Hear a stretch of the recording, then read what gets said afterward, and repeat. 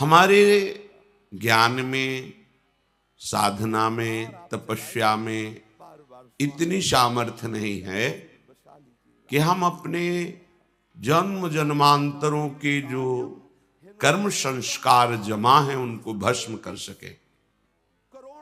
उन्हें केवल प्रभु ही कृपा करके नष्ट करते हैं। इसलिए चाहे जिस मार्ग का पथिक हो, चाहे गुरु रूप से हो, चाहे भगवान रूप से हो, वो आश्रय लेता ही है, क्योंकि बिना आश्रय के ये कर्म बंधन, ये कर्म संस्कार नष्ट नहीं होते, ये भोगने पड़ते हैं। कितना हम भोगेंगे? एक दो जन्म में खत्म हो जाने वाली बात हो तो भी है। पूर्व भंडार तो भरा हुआ ही है कर्मों का, और नवीन कर्म हमारे ऊपर से हो रहे हैं। कहीं सतोगुण की वृत्ति आई तो शुभ कर्म हो गए, रजोगुण तमोगुण बढ़ा तो अशुभ कर्म हो गए। बस इसी में हमारा पूरा जीवन जा रहा है।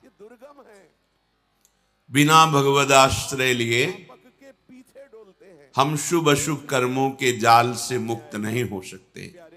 जैसे तूफान आ रहा हो तो बहुत बड़े गिरी का, पहाड़ का आश्रय ले लो तो बच जाओगे।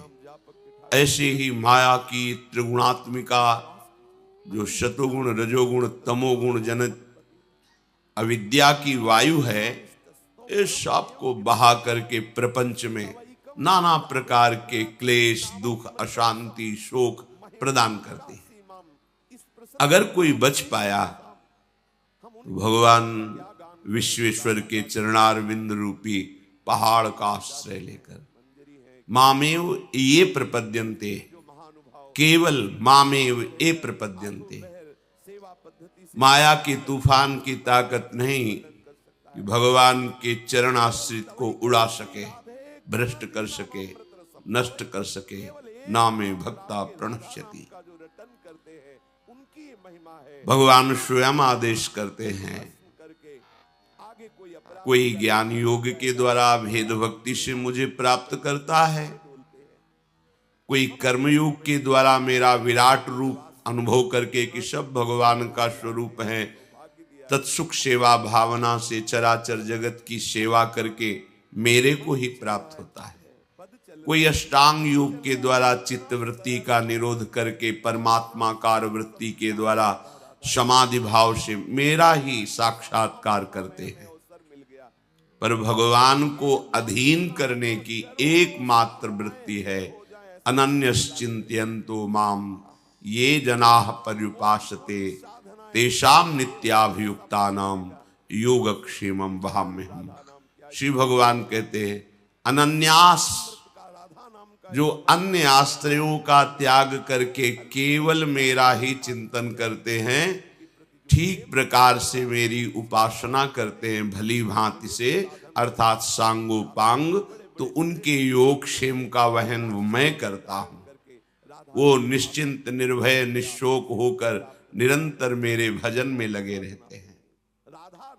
ये जो प्रोत्साहन के लिए कहा जाता है कि 24 घंटे में आप कुछ समय निकालकर भजन कीजिए, ये प्रारंभिक बात है।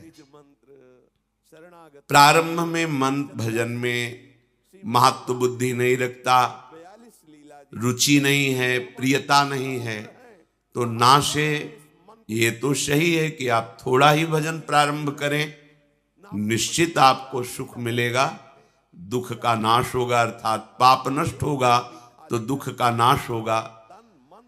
पर ये बात वंदनीय या प्रशंसनीय नहीं है, क्योंकि श्री भगवान का आदेश है मेरा निरंतर चिंतन करो। महापुरुषों ने कहा है कि निरंतर चिंतन उसी का होता है जो सबसे प्यारा होता है। वैसे सबको अगर विवेक मिल जाए और ध्यान से देखे तो सबसे जो प्यारा है वो केवल प्रभु ही है। जिस व्यक्ति से प्रभु अंतर ध्यान हो जाते हैं, वो चाहे जितना प्यारा संबंधी हो, फिर हम उससे प्यार नहीं करते, उसको नष्ट कर देते हैं, आग में जला के, धरती में समाधि दे करके, या जल प्रवाह करके, आदि आदि। अर्थात हमारा सबसे प्यारा जो प्रभु ही है, इकलौता बेटा है, वही पूरे संपत्ति का अधिकारी हो, पधार गया, अब रख लो, नहीं रख पाओगे। तुमने बेटा तो पांच भौतिक शरीर को माना था, जो अंदर था उसे तुम्हें परिचय ही नहीं है। जब परिचय नहीं तो संबंध कैसा? लेकिन वो कहते नहीं, वो जो था वो तो चला गया, अब ये तो माटी है, शव है, अब तो ये शरीर है। तो तुम प्यार किससे कर रहे थे? शरीर से नहीं कर रहे थे क्या?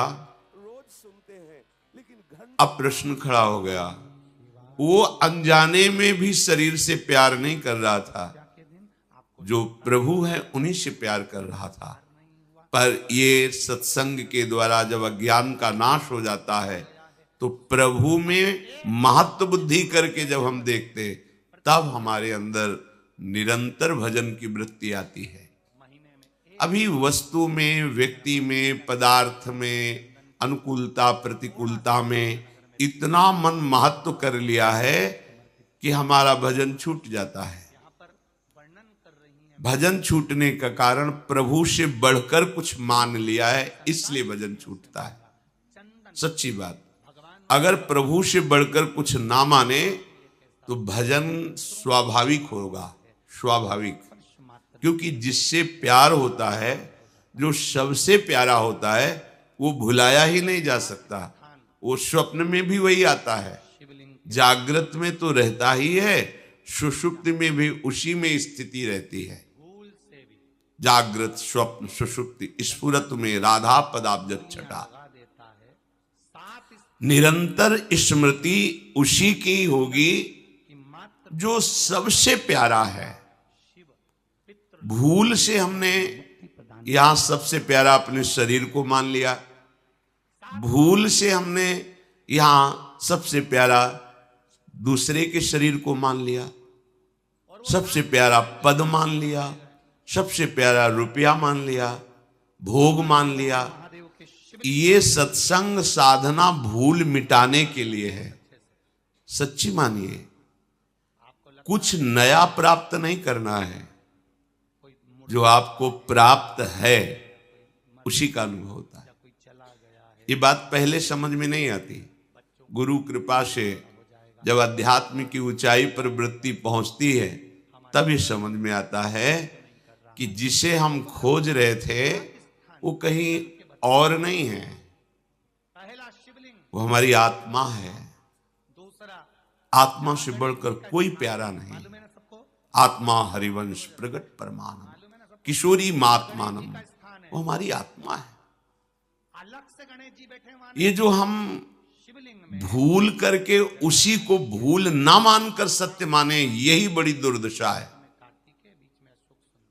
जो हमसे भूल हो गई, यदि हम उसे भूल मान लें तो हम मिटा सकते हैं, पर हम भूल को भूल ही नहीं मान रहे, उसे सत्य मान रहे हैं। गलती को गलती मान लिया जाए, हृदय से पश्चाताप किया जाए, तो आगे आने वाली गलती रुक जाएगी। पर हम इतने चतुर बनते हैं कि गलती को भी प्रमाणित कर देते हैं कि हम गलत नहीं है, ये गलती नहीं है। सोता हुआ पुरुष तो जगाया जा सकता है, पर जो सोने का नाटक कर रहा है उसे नहीं जगाया जा सकता। ऐसे ही भूल हुई सुधारी जा सकती है, पर भूल को भूल ना मान करके उसे सत्य और गुण मान लेना, यही हमारी सबसे बड़ी दुर्दशा का कारण बन गई।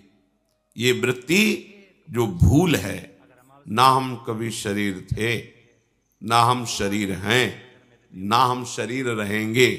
पकड़ के देख लो, पकड़े हो शरीर को, कहां गई बाल्यावस्था रोक लेते, कहां गई यौवन अवस्था रोक लेते, अब आ रही मृत्यु अवस्था रोक लेना भला। तुम्हारे बस में है, तुम्हारा शरीर कुछ समय के लिए नष्ट हो जाएगा, तो भूल मिटा लो पहले से। तुम्हें कोई जबरदस्ती किसी प्रिय वस्तु से अलग करे, तब तुम्हारी दशा क्या होगी? और यदि मुझे पहले से पता है कि वस्तु छिन जाएगी और हम पहले ही उससे अपनापन हटा दें, तो जब छीनेगी तो आपको लगेगा हमने तो पहले ही त्याग दिया था। अंत ही तो ही तजेंगे पामर, तू न तजें अब ही ते। ये सब तुझे छोड़ देंगे जिन जिन को पकड़ रखा है। फिर तेरी दुर्दशा होगी कि इनकी आसक्ति नया जन्म कराएगी। अगर विवेक है तो इस भूल को मिटा दो। अध्यात्म मार्ग भूल मिटाने के लिए है, भूल को पुष्ट करने के लिए नहीं है। हम अध्यात्म का भी प्रयोग भूल पुष्ट करने में करते हैं। शरीर स्वस्थ रहे, खूब भोग भोगूं, जो चाहूं वो प्राप्त हो जाए, ये भूल है। सच्ची मानिए बड़ी भूल है। इसी भूल को, इसी अज्ञान को, इसी मिथ्या भ्रम को मिटाने के लिए श्री भगवान स्वयं अवतार लेते हैं, लीला करके, उपदेश करके जीव को परम पद प्रदान करने वाले मार्ग बताते हैं। इसी रूप में भगवान